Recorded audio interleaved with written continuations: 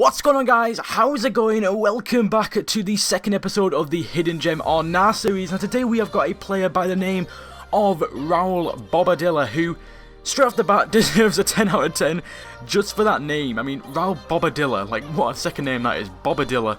Just come from Paraguay, plays for Augsburg in the Bundesliga, so he's got a pretty decent league straight off the bat. And he is a pretty decent card, which is why I decided to do him for this episode. Now, getting into his card stats, he's got a pretty decent card. Stats wise, just on his card, never mind the in-game stats. 73 pace, 76 dribbling, 78 shooting. Not great defending, obviously, because he's a striker. We're not even going to go into that. 37 defending, don't really care too much about that, to be 100% honest. 70 passing and 86 physical, which is obviously the big standout stat there. Not the slowest as well. I mean, 73 pace isn't fast, don't get me wrong, but a few of his other stats, he is a solid card, and definitely isn't the slowest in my opinion. His standout stats though in his in-game stats are 84 shot power, 90 strength, which is a huge stat really in terms of being like a target man, being a big strong player.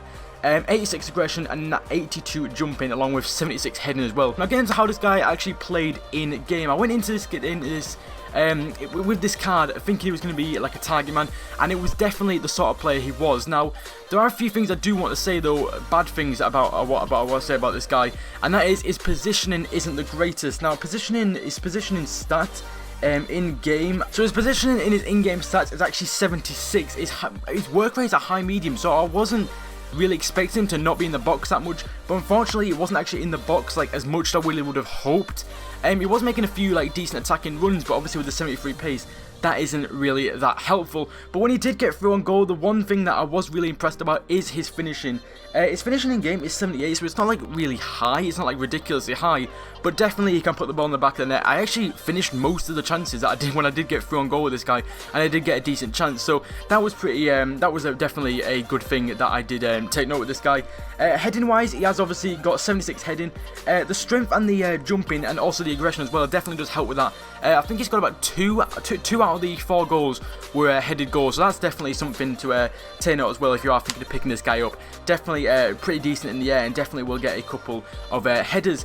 Dribbling wise, it was actually pretty decent, to be fair. For a 5'11" player with the strength and the aggression and all the stuff that combined together, normally says that he's going to be like a kind of like a lanky player that's not going to really be able to do much. He was definitely pretty decent on the ball, and surprisingly good on the ball actually. I wasn't really concerned that he was going to be a lanky player because he's only 5'11", which is actually really like quite short considering the strength stats and that he has.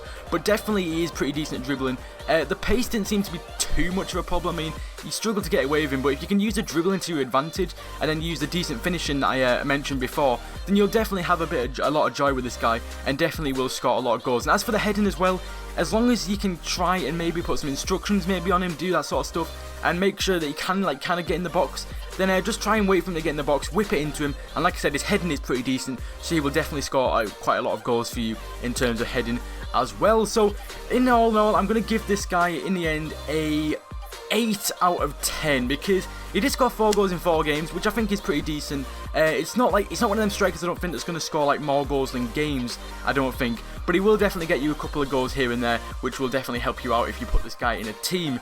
In terms of value for money as well, I picked him up for 1k, so I'm actually going to give him a 9 out of 10 for value for money. And to be honest, quite a lot of these players' value for money is going to be quite high, unless I find a player that like not many people know that is actually quite expensive. A lot of the value for monies will be quite high, but I added that feature in quite a bit ago because someone in the comments suggested it, so that is why that is in here. So I hope you guys have enjoyed the video though. If you have, then be sure to like button down below, and also put in the comments down below as well any plays that you want me to do for future episodes, and that would be pretty awesome as well. Make sure as well though that they're probably around 1 to 2.5k, around that price region, because I don't want to go too higher than that, because then they're not really a hidden gem, because they've already got quite a big price tag on them. So obviously a few people know about them, which is why the price will be above 2k. So hope you guys have enjoyed the video though. If you have, then be sure to like button down below, and don't forget to subscribe guys, and I'll see you guys next time. See you later.